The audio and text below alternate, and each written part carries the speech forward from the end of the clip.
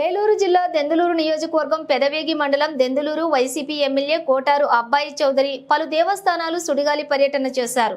లక్ష్మీపురం పంచాయతీ పరిధిలోని పోలవరం కాలువ పక్కన ఉన్న శ్రీవల్లి దేవసేన సమేత సుబ్రహ్మణ్య స్వామి వారి ఆలయాన్ని సందర్శించి స్వామివారిని దర్శించుకున్న దెందులూరు ఎమ్మెల్యే కోటారు అబ్బాయి చౌదరి వైఎస్ఆర్ కాంగ్రెస్ పార్టీ నాయకులు Shri Ashok Goud, Meka Lakshmanarao, ZP vice chairman Penumala Vijayababu, YSRCP నాయకులు, వైఎస్ఆర్సీపీ ప్రజాప్రతినిధులు, అభిమానులు తదితరులు ఈ కార్యక్రమంలో పాల్గొన్నారు.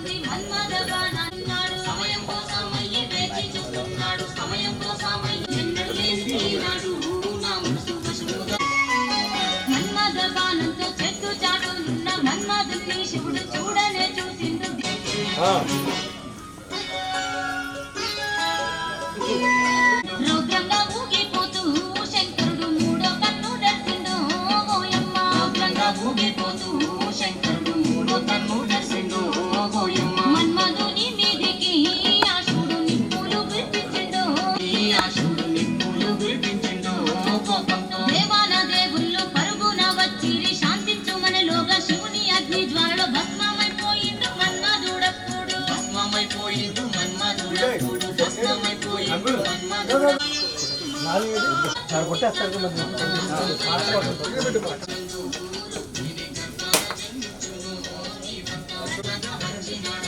లోక కళ్యాణం